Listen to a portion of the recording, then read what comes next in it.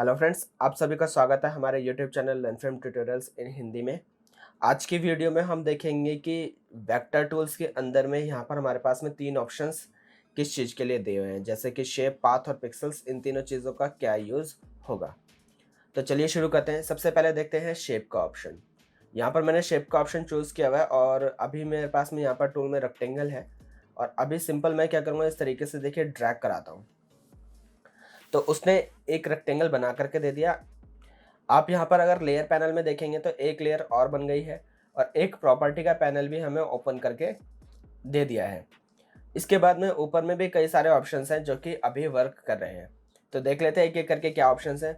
देखिए, शेप का ऑप्शन रखने पर सबसे पहला बेनिफिट हमें ये मिलेगा कि जो ये लेयर बन करके आई है, ये हमारी कंप्लीटली इंडिपेंडेंट लेयर है। अगर हम इसको छोटा बड़ा करते हैं, सिंपल मैंने ये मूव टूल लिया एंड देन कंट्रोल टी करता हूँ और इसके बाद में छोटा बड़ा करूँगा तो वो ईजिली हो जाएगा। अगर ये रेक्टेंगल मेरा बैकग्राउंड लेयर पर ही बनता तो हम इसको छोटा बड़ा नहीं कर सकते थे। ठीक है, तो पहला बेनिफिट हमें ये मिलेगा कि रेक्टेंगल इंडिविजुअल लेयर पे बना। दूसरा एक अच्छा बेनिफिट ये मिला है कि ये रेक्टेंगल कम्प्लीटली वेक्टर है। इट मीन्स कि हम इसको जितना भी छोटा या बड़ा करेंगे तो इसकी क्वालिटी या जो इसकी एजेस हैं वो एकदम ठीक बने रहेंगे, शार्प बने रहेंगे। तो एक बार चेक कर लेते हैं। देखिए, कंट्रोल टी प्रेस किया और बहुत ज़्यादा मैंने इसे छोटा किया, एंटर प्रेस करता हूँ, देन कंट्रोल टी किया और इसी तरीके से मैंने इसको बहुत ज़्यादा बड़ा कर दिया। अब आप देखेंगे कि जो एजेस हैं वो अभी भी शार्प है। अगर किसी को डाउट है कि सर्कल में तो ऐसा नहीं होगा, तो एक बार मैं आपको सर्कल पर भी बता देता हूँ। देखिए, मैं इसको डिलीट कर देता हूँ और यहाँ पर से मैं सर्कल टूल ले लेता हूँ। इसके बाद में सिंपली देखिए एक सर्कल ड्रॉ किया। अच्छे से समझाने के लिए मैं यहाँ पर एक न्यू लेयर और ले रहा हूँ और इलिप्टिकल मार्कर टूल से मैं एक सिलेक्शन ड्रॉ करूँगा और उस पर मैं ऑल्ट बैक स्पेस से कलर फिल कर दूंगा। इसके बाद में सिलेक्शन रिमूव कर देते हैं कंट्रोल डी से। अब आप यहाँ पर देखेंगे कि हमारे पास 2 लेयर आ गई, एक एलिप्स 1 है और एक लेयर 1 है। लेयर 1 वो लेयर है जिसमें मैंने सिलेक्शन से कलर फिल किया है और एलिप्स 1 वो है जो कि मैंने वेक्टर टूल से सर्कल ड्रॉ किया है। तो यहाँ पर मैं दोनों लेयर को सेलेक्ट करता हूँ, देन कंट्रोल टी प्रेस किया। इसके बाद में देखिए मैं इसे बहुत ज़्यादा छोटा कर रहा हूँ, कुछ इस तरीके से। यहाँ पर मैं शिफ्ट का यूज़ कर लेता हूँ जिससे कि वो कुछ इस तरीके से हो जाएगा। और देखिए मैंने इनको बहुत ज़्यादा छोटा कर लिया, देन एंटर प्रेस करते हैं और इसके बाद में मैंने फिर से कंट्रोल टी किया और फिर मैं जब इसको बड़ा करूँगा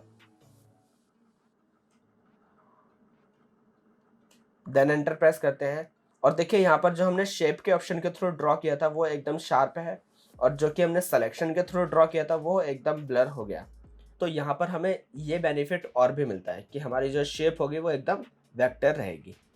चलिए, यहाँ पर मैं नॉर्मल वाइज जो लेयर है उसे मैं डिलीट कर देता हूँ। इसके बाद मैं सर्कल टूल लेता हूँ और हम ऊपर देखेंगे कि ये ऑप्शंस क्या काम करते हैं। तो सबसे पहले ऑप्शन आता है फिल का। फिल के ऑप्शन पर क्लिक करेंगे। यहाँ पर हमें ऊपर 4 ऑप्शंस मिलेंगे, जो कि सबसे पहले है नो फिल, तो सर्कल में कोई कलर फिल नहीं होगा। सेकंड ऑप्शन है सॉलिड फिल, जिसमें कि आप कोई भी सिंगल कलर फिल कर सकते हो, जो भी रखना हो वो रख सकते हैं। इन कलर्स के अलावा अगर आपको कोई से कलर चाहिए तो उसके लिए आप इस ऊपर वाले बॉक्स पर क्लिक करेंगे और यहाँ से जो कलर आपको ठीक लगता हो आप वो चूज़ कीजिए, देन ओके प्रेस कीजिए, वो कलर फिल हो जाएगा। तो इस तरीके से हम कलर्स चेंज कर सकते हैं। नेक्स्ट ऑप्शन है ग्रेडियंट का। तो ग्रेडियंट में क्या होगा, इस तरीके से ग्रेडियंट फिल होकर के आ जाएगा और यहाँ पर बने बनाए ग्रेडियंट आपको मिल जाएंगे। इनके अलावा अगर आपको ग्रेडियंट बनाना है खुद से तो यहाँ पर आप क्लिक करके ग्रेडियंट एडिटर को ओपन कर सकते हैं और अपना खुद का ग्रेडियंट बना सकते हैं। इसके बाद ग्रेडियंट के ही कुछ ऑप्शंस यहाँ पर दिए हुए हैं जिन्हें आप यूज़ कर सकते हो। जैसे देखिए यहाँ पर आते हैं तो वो 5 टाइप्स मिल जाएंगे जो मैं आपको ग्रेडियंट के बारे में बता चुका हूँ। एंगल का ऑप्शन मिलेगा कि किस एंगल पर आपको ग्रेडियंट को अप्लाई करना है। स्केल का ऑप्शन मिलेगा, ग्रेडियंट अगर बड़ा करना है या फिर छोटा करना है। और अलाइन विद लेयर का मतलब है कि अगर ये ऑप्शन चेक्ड है तो जितने पोर्शन पे सर्कल होगा उतने ही पोर्शन पर ये वाला ग्रेडियंट अप्लाई होकर के आएगा। अगर मैं अनचेक कर दूंगा तो ये पूरे पेज के अकॉर्डिंग लेगा। तो अब अभी जो हमारा येलो कलर है वो ऊपर आ रहा है और ब्लू कलर नीचे आ रहा है, क्योंकि सर्कल इतना सही है तो वो सिर्फ इतने में ही दिखेगा। अगर अलाइन विद लेयर कर देते हैं तो उस केस में क्या होगा, फिर वो उसके अंदर अंदर ही शो करेगा। इसके बाद में ये छोटा सा बटन रिवर्स के लिए है, तो यहाँ से आप कलर्स को रिवर्स भी कर सकते हो। ग्रेडियंट के बाद ही नेक्स्ट ऑप्शन मिलेगा हमें पैटर्न का। तो यहाँ से जा करके आप अपनी शेप के अंदर में पैटर्न भी फिल कर सकते हो। तो यहाँ पर डायरेक्ट मैं क्लिक करूँगा, पैटर्न फिल होकर के आ जाएगा।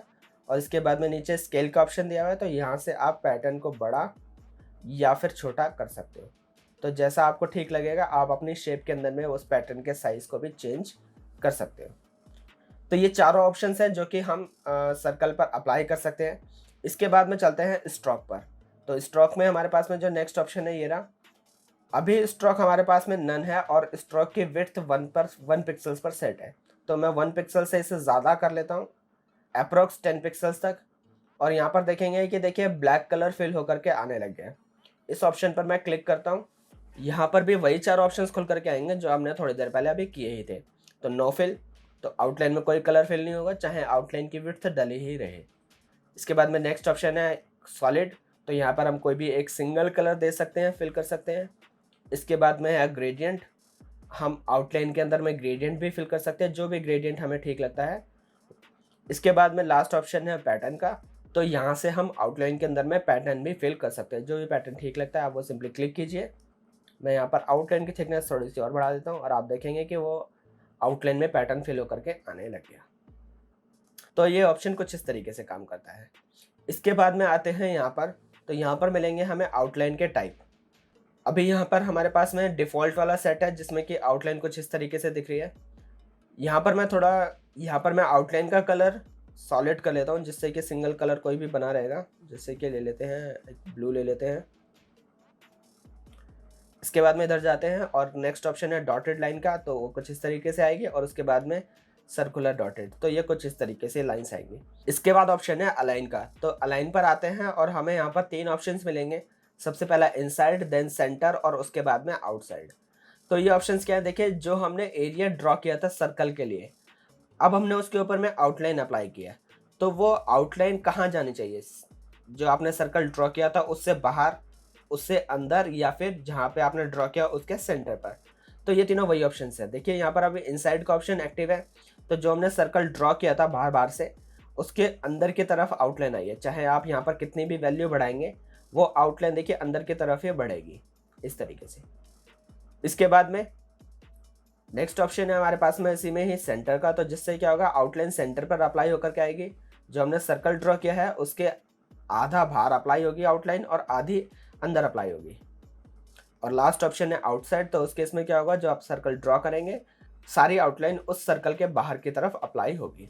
तो ये तीन ऑप्शन हैं। यहाँ पर मैं अभी इनसाइड ही कर देता हूँ। इसके बाद में कैप्स का ऑप्शन है। तो कैप्स का ऑप्शन बेसिकली लाइन के ऊपर में वर्क करता है, और या फिर अगर हम डॉटेड लाइन रखते हैं तो उस केस में वर्क करेगा। ये ऑप्शन मैं आपको अभी लाइन के ऊपर में समझा दूंगा। इसके बाद में नेक्स्ट ऑप्शन आता है कॉर्नर्स का। तो कॉर्नर का ऑप्शन हम रेक्टेंगल में देख सकते हैं। तो चलिए एक रेक्टेंगल ड्रॉ कर लेते हैं। इसके बाद में यहाँ पर आते हैं और यहाँ पर हमें देखिए कॉर्नर मिलेगा। कॉर्नर में अभी सबसे पहले वाला ऑप्शन एक्टिव है। माय फ्रेंड्स, यहाँ पर मैं आपको एक चीज़ बता दूँ, ये तीनों ऑप्शंस जब भी वर्क करेंगे जब हमारे आउटलाइन बाहर की तरफ होगी, चाहे वो सेंटर से हो। तो लाइन से देखिए आउटलाइन बाहर की तरफ जा रही है तब भी काम करेगा, और अगर हम आउटलाइन को पूरा बाहर की तरफ कर देंगे तब भी वो काम करेगा। अगर हमने इनसाइड रखा हुआ है तो उस केस में हम कॉर्नर के ऑप्शंस को यूज़ नहीं कर सकते, रेक्टेंगल पर भी यूज़ नहीं होंगे। तो इसलिए मैंने आउटलाइन को बाहर की तरफ अप्लाई किया। कॉर्नर पर आते हैं और देखिए यहाँ पर अभी सबसे पहले वाला ऑप्शन एक्टिव है जिसका नाम है मीटर। तो मीटर के केस में क्या होगा, जो आउटलाइन होगी वो शार्प बन करके आएगी। देखिए कुछ इस तरीके से एकदम शार्प बन करके आएगी। इसे मैं जूम कर लेता हूँ।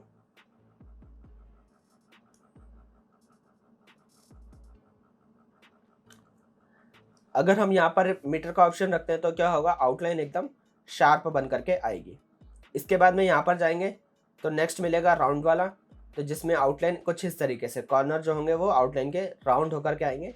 और ऐसा ही अगर हम लास्ट वाला ऑप्शन रखेंगे तो उसमें बेवल होकर के आएगा। तो ये तीन ऑप्शन है जो कि आउटलाइन पर वर्क करेंगे और आउटलाइन बाहर की तरफ होनी चाहिए। इसके बाद में नेक्स्ट ऑप्शन है मोर ऑप्शन का। तो मोर ऑप्शन पर आते हैं और यहाँ पे हमें सबसे ऊपर मिलेगा प्रीसेट। प्रीसेट के अंदर में वही ऑप्शंस हैं जो अभी हमने थोड़ी देर पहले देखे थे। इसके बाद में अलाइन, कैप्स और कॉर्नर के ऑप्शन है जो हम अभी कर ही चुके हैं। अभी कैप्स का ऑप्शन मैं आपको बताता हूँ जो कि लाइन पर वर्क करेगा। इसके बाद नेक्स्ट ऑप्शन है डैश लाइन का। तो देखिए अगर मैं इस ऑप्शन को चेक करता हूँ और आप यहाँ पर देखेंगे कि जो लाइन है वो चेंज हो गई, अब वो लाइन डॉटेड लाइन बन करके आ रही है। अब यहाँ पर हमें ऑप्शन मिलता है कि डैश और गैप हम कितना कितना देना चाहते हैं। तो देखिए अभी डैश 4 का है तो मैं गैप भी यहाँ पर 4 का कर देता हूँ, और आप देखेंगे कि गैप भी ज़्यादा हो गया और डैश भी उतना ही बड़ा आ रहा है। तो जो ब्लू वाला पोर्शन है वो हमारा डैश है बेसिकली, और बाकी जो वाइट पोर्शन है या जहाँ पर आउटलाइन नहीं अप्लाई हो रही है वो पोर्शन गैप है। तो इस तरीके से यहाँ पर डैश और गैप 4/4 है। इसके बाद में मैं एक और बार अगर देना चाहूँ तो दे सकता हूँ, जैसे मैं यहाँ पर 3 दे रहा हूँ। इसके बाद एक डैश और बन करके आएगा जिसमें कि मैंने 3 वैल्यू दिया, और यहाँ पर भी मैं गैप में भी 3 दे देता हूँ, तो नेक्स्ट गैप भी 3 का बन करके आएगा। ऐसा ही डैश दिया मैंने एक और बार 2 का, और एक और दे देते हैं 2 का गैप भी। तो देखिए कुछ इस तरीके से बन करके आएगा। तो ये जो सीरीज़ हमने यहाँ पर डाली है वही सीरीज़ आउटलाइन पर भी अप्लाई होकर के आने लगे। यहाँ तक अप्लाई हुआ, उसके बाद में फिर कंटिन्यूसली उसी तरीके से शुरू हो जाएगा और फिर दोबारा इसी तरीके से अप्लाई होगा। तो ये कुछ इस तरीके से काम करता है। माय फ्रेंड्स, आई होप आपको ये डैश और गैप का ऑप्शन समझ में आ गया होगा। चलिए अभी मैं इसको कैंसिल कर देता हूँ। इसके बाद में देख लेते हैं कि कैप्स का ऑप्शन क्या करेगा। तो इसके लिए मैं एक लाइन ड्रॉ कर रहा हूँ, साइड में आते हैं। इसके बाद मैं पेन टूल लेता हूँ और पेन टूल में मैं ऊपर ऑप्शन रखूँगा शेप का। इसके बाद में सिंपली देखिए ड्रॉ करना मैंने कुछ इस तरीके से स्टार्ट कर दिया। अभी ये पैटर्न फिल होकर के आ रहा है इसके अंदर में, तो मैं फिल पर जाता हूँ और उसे नन कर देता हूँ ताकि कोई चीज़ फिल होकर के ना आए। अब आप देखिए कि जो हमने लाइन ड्रॉ की है उसके ऊपर में भी आउटलाइन अप्लाई होकर के आने लग गई। अब चलते हैं आउटलाइन वाले ऑप्शन पे। देखिए डैश देंगे तो कुछ इस तरीके से, और डॉटेड देंगे तो कुछ इस तरीके से, तो ये ऐसा आएगा। अब आते हैं कैप्स के ऑप्शन पर। देखिए कैप्स क्या होगा, जो लाइन जहाँ पर ख़त्म हो रही है वहाँ पर अप्लाई होगा। अभी यहाँ पर सबसे पहले वाला ऑप्शन एक्टिव है जो कि बट का है। तो बट में क्या होगा, जहाँ तक भी पॉइंट ख़त्म होगा, जो लास्ट आपकी लाइन जहाँ तक फिनिश होगी वो वहीं तक ही आउटलाइन को अप्लाई करेगा। देख लीजिए जहाँ तक हमारा पॉइंट अप्लाई हो रहा है बस वहीं तक ही लाइन ख़त्म हो जाती है। इसके बाद में अगर हम नेक्स्ट ऑप्शन रखते हैं राउंड का, तो कुछ उसमें इस तरीके से आएगा। अब जो हमारा पॉइंट है उसके बाद में आउटलाइन कुछ इस तरीके से बन करके आएगी। और इसी के बाद में अगर हम ये थर्ड वाला ऑप्शन रखते हैं तो उसमें क्या होगा, एक्सटेंड होकर के आएगा। तो जो हमारा पॉइंट है उससे थोड़ा सा और आगे तक अप्लाई होकर के आएगी। तो ये बेसिकली कितना डिस्टेंस होगा, ये वो डिस्टेंस होगा जो आउटलाइन है उसका हाफ पोर्शन। जितनी भी हमारी आउटलाइन है, अगर हमने 20 दी हुई है तो 20 के बाद में यहाँ पर पॉइंट से वो 10 पिक्सल्स तक आगे इंक्रीज होकर के जाएगी। तो ये तीनों ऑप्शन हैं। चलिए इसे मैं नॉर्मल कर लेता हूँ और आगे देख लेते हैं कि आगे और कौन कौन से ऑप्शन हैं। अभी मैं इस लाइन को डिलीट कर देता हूँ और हम रेक्टेंगल टूल ही ले लेते हैं। इसके बाद में देखिए नेक्स्ट ऑप्शन है विड्थ और हाइट का। तो अभी जो हमने करंट लेयर सेलेक्ट की हुई है रेक्टेंगल, ये उसकी विड्थ और फिर हाइट बता रहा है। जितने भी विड्थ आप रेक्टेंगल के देना चाहते हैं वो विड्थ आप वहाँ पर दे सकते हैं। जैसे कि मैं यहाँ पर 200 पिक्सल्स करता हूँ, एंटर प्रेस करेंगे तो रेक्टेंगल 200 पिक्सल्स का हो गया। ऐसा ही अगर मैं हाइट चाहता हूँ 500 पिक्सल्स की, सिंपल वैल्यू एंटर करेंगे एंड देन एंटर करेंगे और रेक्टेंगल की हाइट 500 पिक्सल्स की हो गई। तो ये कुछ इस तरीके से काम करता है। इसके बाद में लिंक का बटन है। तो लिंक में क्या होगा, अगर हम किसी भी एक में वैल्यू चेंज करेंगे, सपोज मैं यहाँ पर 600 करता हूँ तो उसी की रेशियो में 200 वाली वैल्यू भी चेंज हो जाएगी। देखिए यहाँ पर वैल्यू भी अपने आप चेंज हो गई। तो लिंक वाले ऑप्शन में क्या होगा, दोनों वैल्यूज़ एक दूसरे के साथ में लिंक रहेंगी। इसके बाद देख लेते हैं कि और क्या क्या ऑप्शन है शेप के अंदर में। तो यहाँ पर मैं सिंपली एक रेक्टेंगल ड्रॉ करता हूँ और यहाँ पर हमारे पास में कुछ एक शेप से रिलेटेड ऑप्शंस आते हैं। अलाइन के ऑप्शंस होंगे, अरेंज के ऑप्शंस होंगे कुछ एक। तो ये तीनों ऑप्शंस मैं आपको किसी और वीडियो के अंदर में बताऊंगा, क्योंकि नहीं तो वीडियो बहुत ज़्यादा लंबी हो जाएगी। इसके बाद में देखिए जब हमने रेक्टेंगल ड्रॉ किया हुआ है तो प्रॉपर्टी का पैनल भी ओपन होकर के आता है।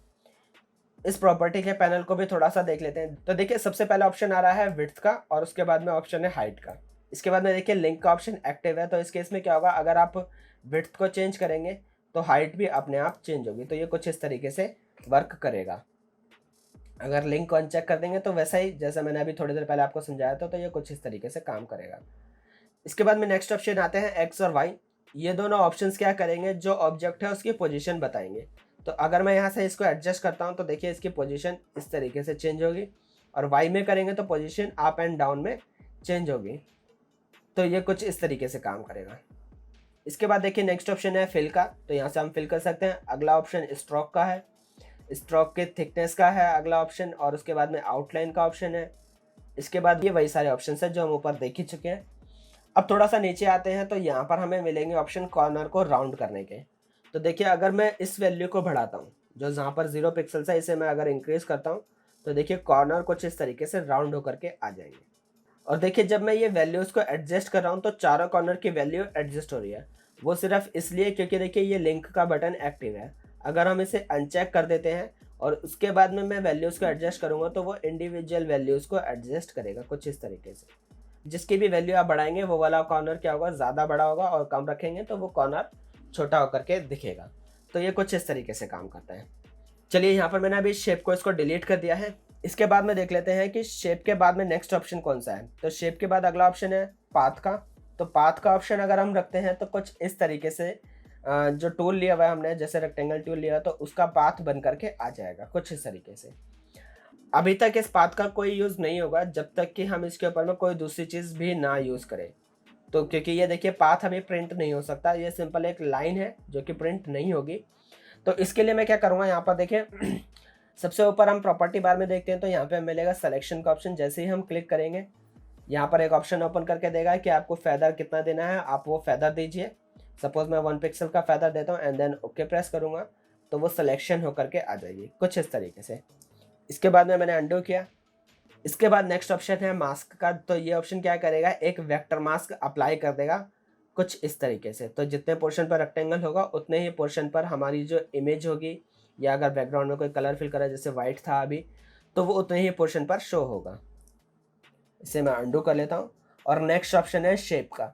तो अभी जो हमने पाथ क्रिएट कर रखा है, अब वो क्या करेगा, इस पाथ को एक शेप में कन्वर्ट कर देगा। तो देखिए सिंपली क्लिक किया, अब क्या हो गया, जो हमने रेक्टेंगल ड्रॉ किया हुआ था पाथ से वो एक शेप में कन्वर्ट होकर के आने लग गया। और देखिए यहाँ पर एक न्यू लेयर भी बन गई। तो ये कुछ इस तरीके से काम करता है। चलिए मैं इसे डिलीट करता हूँ। पाथ के बाद में अगले ऑप्शन पर आते हैं जो कि है पिक्सल्स। तो पिक्सल्स में हमें ज़्यादा ऑप्शंस नहीं मिलेंगे। जो भी हमने रेक्टेंगल टूल सेलेक्ट किया हुआ है और सिंपल इस तरीके से ड्रॉ करते हैं तो वो फिल होकर के अप्लाई हो जाएगा, और वो अप्लाई उसी लेयर पर हो जाएगा जो भी लेयर हमारी सेलेक्टेड होगी। तो देखिए बैकग्राउंड लेयर सेलेक्टेड थी, उसी पर ही अप्लाई होकर के आ गया। यहाँ पर हमें मोड्स के ऑप्शन में मिलेंगे तो आप मोड्स भी ट्राई कर सकते हो, और ओपेसिटी का ऑप्शन भी मिलेगा जिसे आप ट्राई कर सकते हो। माय फ्रेंड्स, आई होप आपको ये 3 ऑप्शन समझ में आए होंगे, shape, path and pixels. My friends, आज के इस वीडियो में इतना ही काफ़ी है। नेक्स्ट वीडियो में हम इसके आगे के ऑप्शंस के बारे में जानेंगे। माय फ्रेंड्स, अगर आपको ये वीडियो अच्छी लगी हो तो इसे लाइक ज़रूर करें, और अगर अभी तक आपने हमारे इस यूट्यूब चैनल को सब्सक्राइब नहीं किया है तो इसे सब्सक्राइब भी कर लीजिए, और आगे के बेल आइकन को भी प्रेस कर लीजिए ताकि आपको आगे आने वाली वीडियोस की नोटिफिकेशन मिल जाए। चलिए ओके बाय, थैंक यू।